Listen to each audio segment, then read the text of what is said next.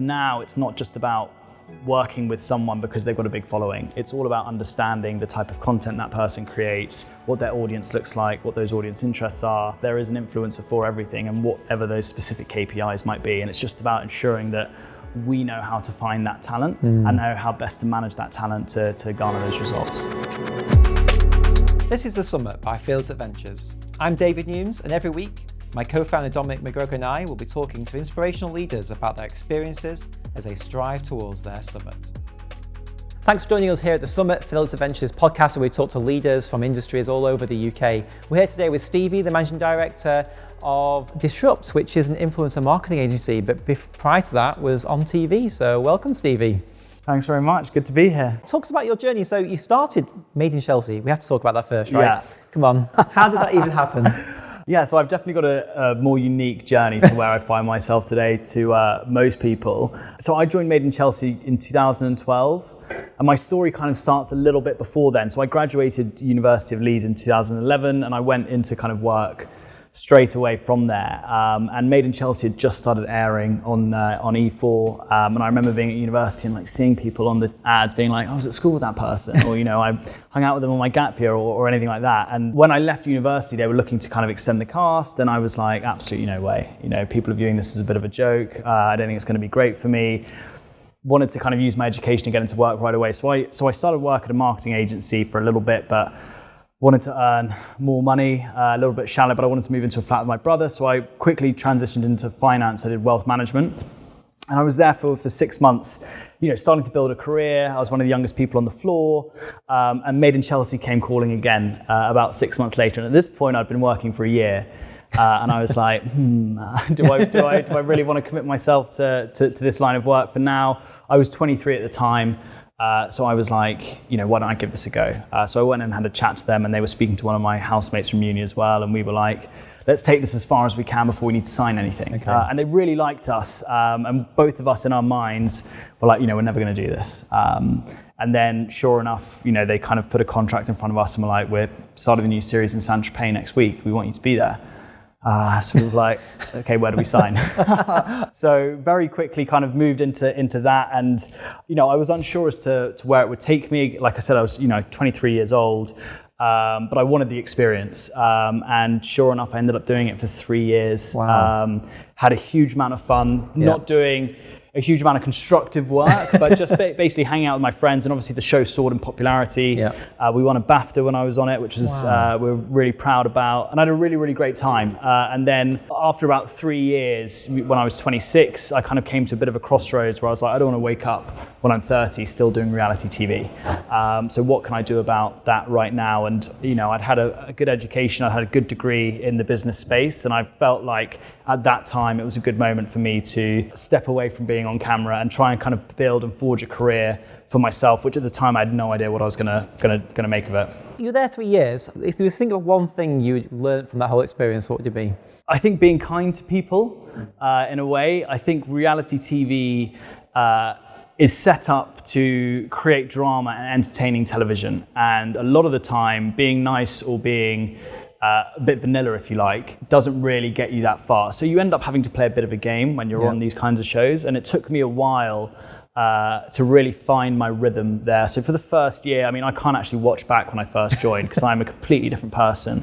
I was very kind of shy. I wasn't giving production too much information. And as a result, I was filming less. They weren't that interested in me and so on and so forth. And I wanted to stay true to who I was, and it just so happened that over time, I was a very unique individual because I was, the nice guy. I was friends with pretty much everyone, and I didn't need to create drama as such in order to kind of get that airtime. I managed to get to a stage where I was, filming a lot, key storylines and so on and so forth. But I think throughout all of that, you end up dealing with people that want to take from you quite a lot because you obviously build this big profile. And I think people can be quite quick to believing in the hype and thinking they are, a little bit special. Whereas for me, I didn't know it at the time, but I was kind of keen, I guess, to stay grounded as well. And I was quite proud that I managed to kind of stick to my values and my roots and so on. And I think as a result, I knew that it was always important to be kind to people, but I kind of going through that experience and staying who I was, I think has, held me in good stead. And as a result, I've been able to kind of grow my career off the back of some of those values as well, which has led me to where I am today. So you're in Made in Chelsea, you're sort of thinking about what's next. Yeah. What were the options going through your mind? You can stay in kind of celebrity TV world, or thinking about that? It was a really kind of difficult time when I was leaving, because you get very comfortable. You end up, when I first joined the show, you basically don't get paid anything. No one knows who you are. You're not working. I used to have like weeks where I wouldn't film, and I wouldn't get paid, and it was like, have I made the right choice, and so on. And for a long time, I kind of doubted that. And then, over time, you build your profile. I had a lot of opportunities off the back of the show and working with different brands and so on, which was amazing. But I kind of came to that crossroads after 3 years, and I was really keen to try and stay in television in some way or another. I've always been quite creative, so I was like, do I want to write for TV? So I did a little stint at a production company doing some development, but it wasn't quite right for me. So I was like, I can't really go back into finance, because whilst being on TV opened a lot of doors, it also shut quite a few. And I think in a wealth management position, I wouldn't want to go and have a meeting with a client for them to be like, I'm pretty sure my daughter was watching you on TV last night and I wasn't that happy with what you were doing, and yet you're here managing my money. So the finance door was kind of shut. But what had been quite interesting is, over my time on the show, social media had obviously exploded massively. So I remember Instagram wasn't really a thing when I first joined, but I ended up having hundreds of thousands of Twitter followers.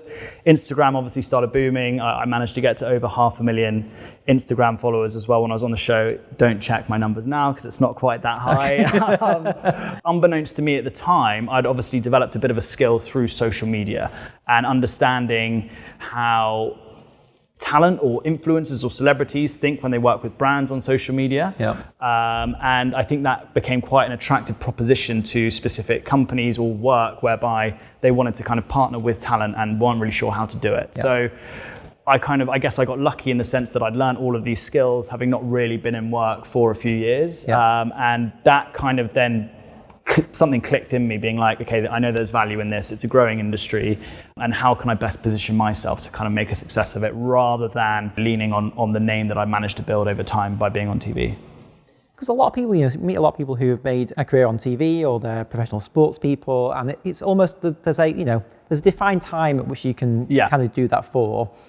And then people must feel quite a lot of anxiety around when that moment's going to end, and when they need to kind of, have a sustainable kind of career, let's say. Yeah, for sure. And I guess that leads into kind of what you chose to do next in terms of, influencer marketing, really. And it's that whole world that's been created now about, your own brand and how you leverage that. Yeah, exactly. And there was obviously a lot of anxiety. I feel like people end up staying on reality TV because, I don't want to say it's easy, because it's not, it can be incredibly draining, but ultimately, you're doing this kind of show and it's coming around twice a year, filling up a lot of your time with it. So you don't really need to kind of find another path or another journey. But like I said, I didn't want to be 30 years old still doing the same stuff and being like, I've wasted 10 years of industry potentially by not doing something. I wasn't someone that was like, I want to set up my own clothing brand or start a drinks brand. I think other people have done that and been very successful, but that's not the way that kind of my mind worked. I'd had a business degree, I'd worked in business, I'd done some marketing stuff, and then as a result with the social media kind of explosion,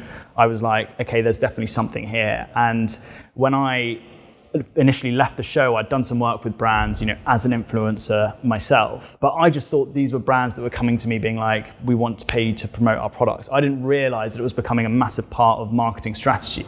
It was still a Wild West back then, whereas kind of year on year, it's really kind of picked up, and a ton of ad spend is now being siphoned off into influencer, let alone just kind of social media as well. So in that sense, I kind of rode the wave as it was really kind of picking up and managed to get some really good experience at a previous agency before kind of finding myself where I am today at Disrupt. Yeah, amazing. So when did you join as the MD of Disrupt? So I joined Disrupt basically 2 years to the day now. Okay. And it's been an incredible experience so far. I worked at a previous influencer marketing agency that was actually a US agency that was opening up a London office, and I kind of got in there early doors and worked with really amazing brands like Puma, Disney, Bose, Peroni. So I'd managed to kind of work on some really kind of key strategies for clients in the influencer space. And then over time, I felt like I hit my ceiling there. And I was like, it's time for a change. I did 3 years. And it was just when COVID hit. So timing wise, I hadn't really nailed it. But I kind of handed in my notice, and I was supposed to be joining a kind of an audience intelligence platform. So understanding kind of culture and audience's way of thinking, which kind of tied into influencers to an extent, but it was a little bit of a different approach. And I lasted 2 weeks there. So I joined in March 2020, and literally lockdown was announced a couple of weeks later. So it was very much a kind of last in the door, first out. Because of the timing of it, I didn't qualify for the furlough payments. I missed the window by like a week. So I kind of found myself for 6 months, having just got engaged, sitting at home twiddling my thumbs whilst no one could really go out. No one was hiring at the time. It was, incredibly kind of challenging for me, not really knowing kind of what to do. And at that point, you start having these thoughts like, could I have just stayed in finance? Back in 2012, I would have kind of built myself up to where I am today. I'd be earning some great money. I'd have kind of a career path in front of me and a structure and a safety net, if you like. But I kind of had to just stick to it in our 2-bed flat whilst my wife kind of worked, fiance then, but now wife, worked every day. And I was at kind of a loss as to what I could do next. Because yes, I maybe wanted to pivot, but I had all these amazing skills in influencer marketing, and I was like, I kind of came back to it, and I was like, this is an industry that's still nowhere near its summit, and I'm still, the way I positioned myself here, I can add so much value. So I had to ride out the 6 months, and then over time, I spoke to a company called Found, which is a digital growth agency, and they had acquired Disrupt a year before, which Disrupt was traditionally a youth marketing agency, but they hadn't really done a huge amount with it. It was part of the company, but there was maybe one person working on some kind of clients for Disrupt and any of that, and they were like, we need to bring in someone who can really be at the forefront of this business, grow it, scale it, lead, bring in kind of new clients, and that knows the space inside out. And that ended up being me, which was great. So I kind of joined in October 2020, and from there it was me and one other girl working solely on the Disrupt stuff, and we've managed to kind of grow it over the next 2 years. I think we've got 50% year-on-year growth this year from last year, which was obviously really good to hear, and build out a really kind of excellent team of social natives, we call ourselves, people that live and breathe kind of social. They know all the different platforms, they know what content resonates. And work with some really cool brands on some really cool activations. So it's been 2 years where I've learned a huge amount, because obviously being in a senior leadership position was new to me. I definitely had imposter syndrome for a little bit, sometimes still do, but I think that's pretty normal from what I hear from people in my position. And it's been 2 years where I've learned a huge amount, and just excited for kind of what the future holds from here. And where are we in this world of influencer marketing and the way brands want to engage with influencers? Feels like we're at a little bit of a crossroads. Yeah, what's your view of the future? And I how think that's crossroads is an interesting way of putting it. The industry's developed at such a pace over the last kind of 6 or 7 years, whereas now it's not just about working with someone because they've got a big following. It's all about understanding the type of content that person creates, what their audience looks like, what those audience interests are. Whereas influencer marketing before was a massive brand awareness piece. It's going to stay that way. Brand awareness will remain king, but we're slowly seeing a shift into it being more part of a performance channel.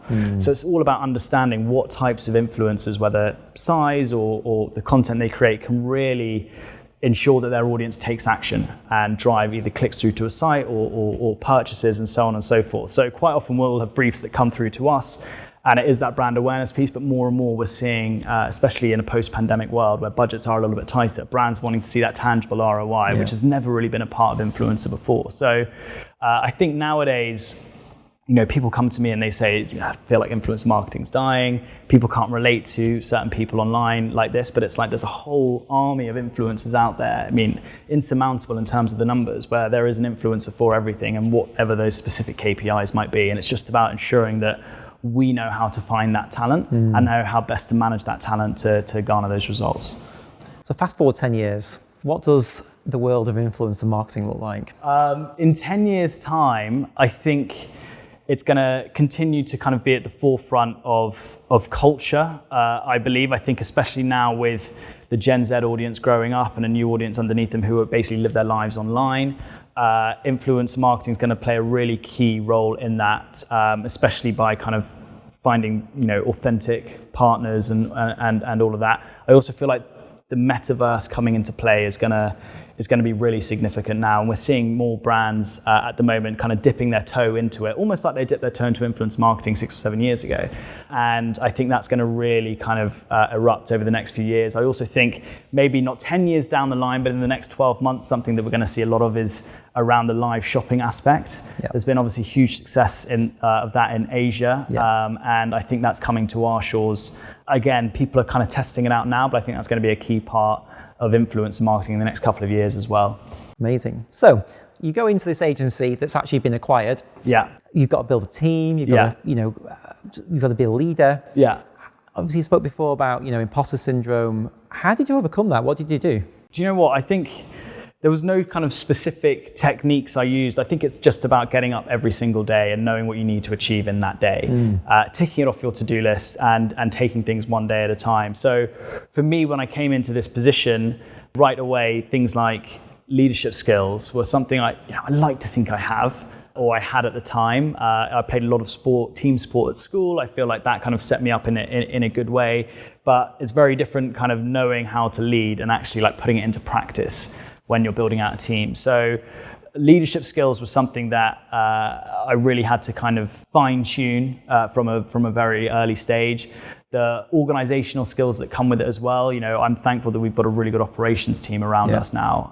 And just all these kind of little nuances that when you're leading a business, you need to kind of be on top of, whereas before I was just an account manager, it wasn't really the case. Things like, doing budgets and P&Ls and all of that, again, just learning on the job. And it goes back to me saying, one step at a time, one day at a time, because when I first kind of saw P&L for the business, I didn't even know what I was looking at. Whereas now, we're budgeting for the next financial year and I've got a much kind of better understanding of that and knowing where we need to be. And I like to think that in another 12 months' time, it'll be even stronger in that sense. So it was definitely a case of, jumping in at the deep end with it.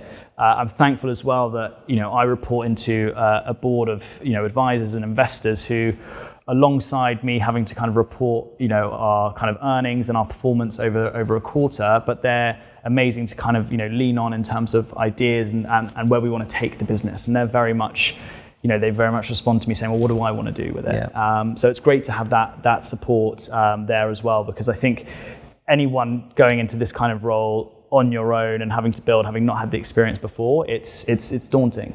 It's quite an unusual task, right? Normally, if you're maybe founding a new company and you can set something up right from the beginning and create the culture, exactly, create the mission, the purpose, and then now you're being kind of thrown into what is a subsidiary kind of organization and tell go and please make that a massive success.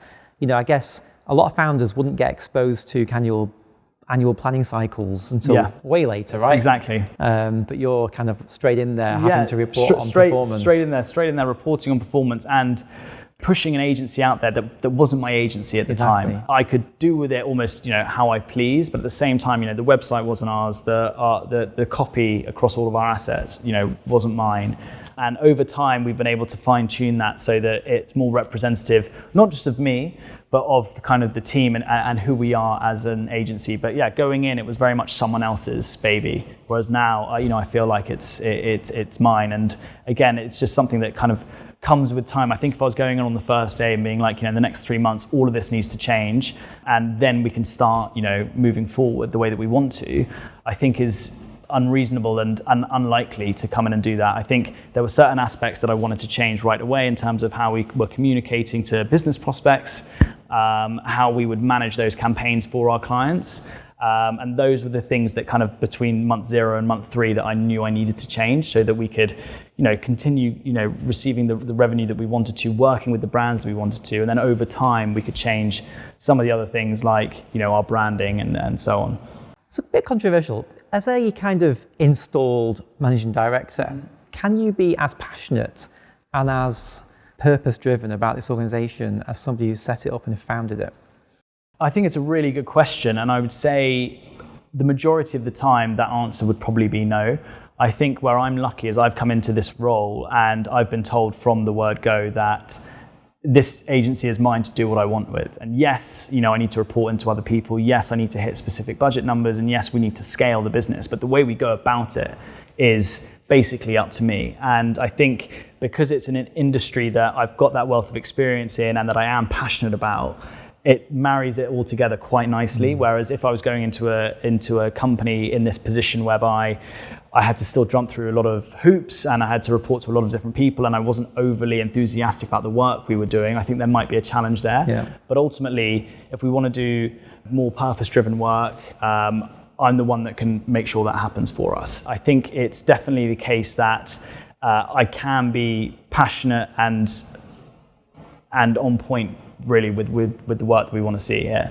So will your son become an influencer? Will that when you go to his career day, will it be like, you know what? It's not something I'd ever really considered. And I obviously have lived a lot of my life in the public eye, as well as kind of online with a big social media following.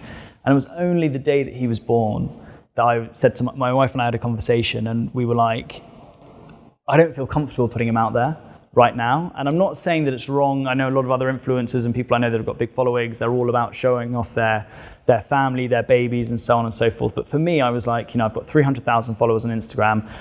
I know, I mean, my maths is terrible, but I know maybe 100th of those people, if that. And ultimately, I'm not ready to share him with the world. I've put up a photo, not of his face. I haven't ever used his name. Now that might change over time, but right now, I quite like us being in our own little bubble together and enjoying that. And I think for when he grows up, ultimately, cliche for any parent, but now I've had a baby, I very much just want him to do what makes him happy. In that sense, I really hope he's into sport, because I'm a massive sports fan, played a lot of sport growing up, so that would be really nice. But again, I don't want to be too pushy in that sense. But what's scary, I guess, is the way that he's going to grow up and other babies nowadays is completely different to the experience we had, whether it be other areas of technology, iPads and so on. For me, summer holidays was all about being out in the garden, playing cricket, playing football, whatever it might be. And whilst I would love to kind of ensure that he's doing the same, I know that life is very different now. And ultimately as well, you don't want your child to kind of fall behind in terms of their ability to use tech as well. If kind of other 5-year-olds or 6-year-olds, when they're at school, know how to kind of scroll through an iPad and so on. So I think it's about keeping an open mind when it comes to that kind of stuff. I think ultimately, whatever he wants to do, I like to think that I'll be a big supporter of that. Where's your personal summit? It's an interesting question, and it's something that I feel like for me, myself, I always need to work on. What's my 5-year plan? What's my 10-year plan? I think if I look at my own personal summit, it's definitely financial security for me and my family. Obviously, being a first-time father, a matter of months ago, has really changed my perspective on things. Beforehand, I would wake up in the morning and, what would my drive be? It was, I wanted to be liked. I wanted to be popular. I wanted people to meet me and view me as a success in whatever I might have done, all for kind of more personal gains. And yes, that might be a bit shallow, but I also think that's a 20-something individual out there in life. Whereas nowadays, it's like, I'm not just putting food on the table, but I want to be able to give my son, a great experience in life, and further kids that I have. I want that financial security so that we can go on those nice holidays and some of those more materialistic things. But I think at the same time, alongside that, it's just giving people what I had and more, really. I think on a professional level, my personal summit is in the space where I am now. Like, what's amazing is I'm running an agency that a few years ago no one knew about, and we were doing some nice work, but very kind of low scale stuff. And we're now in a position where we've seen some of that scale, but it's like there's no reason why in the next 10 years we can't take this to one of the leading influencer marketing agencies out there. Whether that ends up being acquired by one of the bigger players or not, right now that's not kind of something that's on my mind. But what I definitely want is to kind of have that financial security for my family, but at the same time be kind of fulfilled in work life and having an agency underneath me that kind of sings from the same hymn sheet that I'm doing and is doing some amazing work that makes a difference. Well, thank you very much. Yeah, great. Thank you. Thanks for joining us at the summit. It's been a really interesting conversation with Stevie. We've learned about his whole career, all the way from wealth management through to the managing director of Disrupt, influencer marketing agency. So if you really enjoyed it, please like it, comment, and let your friends know. Thank you.